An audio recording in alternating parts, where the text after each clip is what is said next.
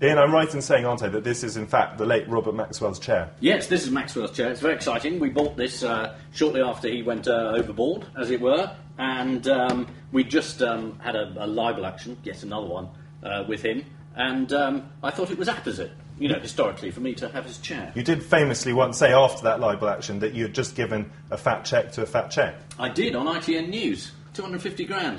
Quite an expensive joke. Ian Hislop, great to meet you. Meet you. It's 5 minutes, a lot to squeeze in. Time starts now.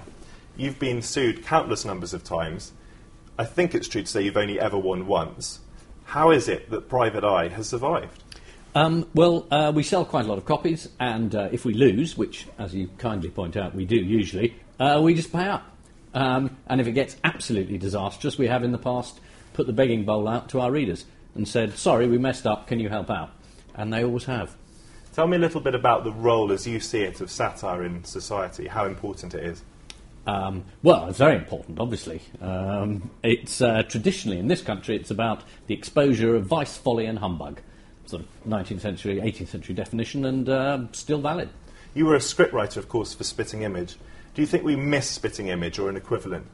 I think it's got diffuse, the satire. I mean, there is quite a lot of it around, and a lot of it done very well. But Spitting Image was, huge audiences, ITV, Sunday night, 15 million. I mean, ridiculous sorts of audiences. Life's changed a bit since then. You've said a lot of things about a lot of people, not all of them nice. Do you feel that No, that's true. do you feel that you've ever stepped over the mark?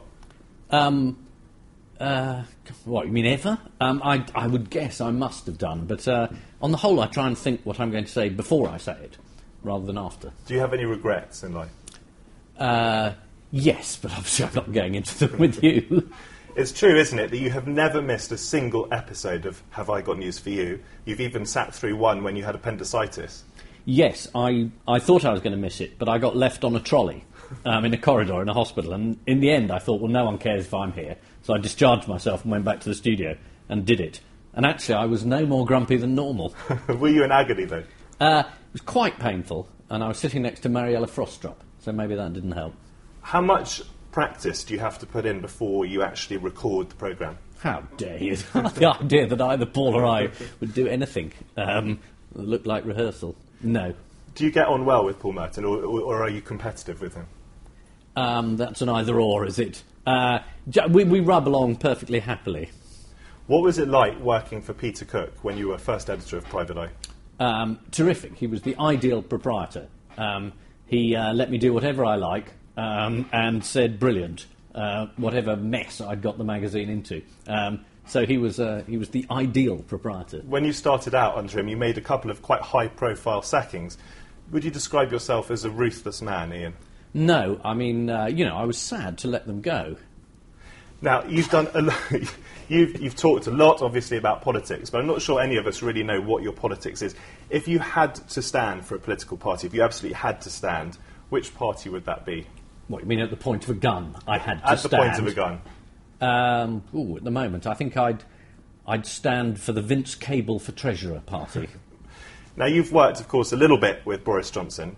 Do you see him as a... Worked. Well, yeah, co-presented in a way. Good word. Do you see him as a charming bumbler, a bumbling charmer, or do you see him as a serious politician? Well, he's attempting to be both at the moment, and he's not... so far, he's not doing a bad job. He's actually very good at television. His programme on Christianity and Islam is quite brilliant. Talking about religion, you've described yourself as a doubting atheist. Do you currently believe in God?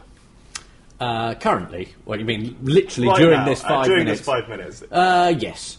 And then you can ask me again afterwards. I do vary a lot. If you were a saint, what would you like to be?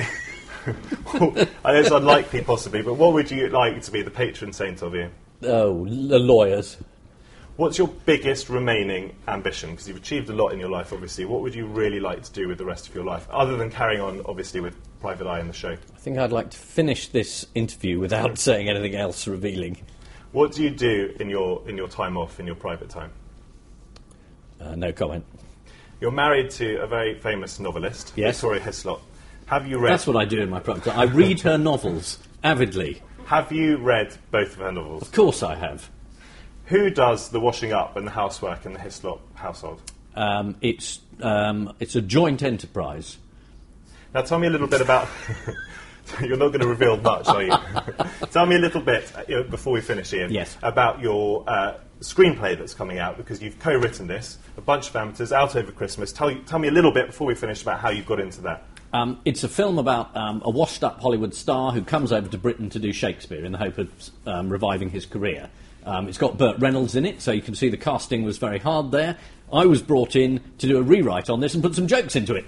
Are you happy? Yeah. Time is up. Great to meet you, Ian. Great to meet Nice to meet you.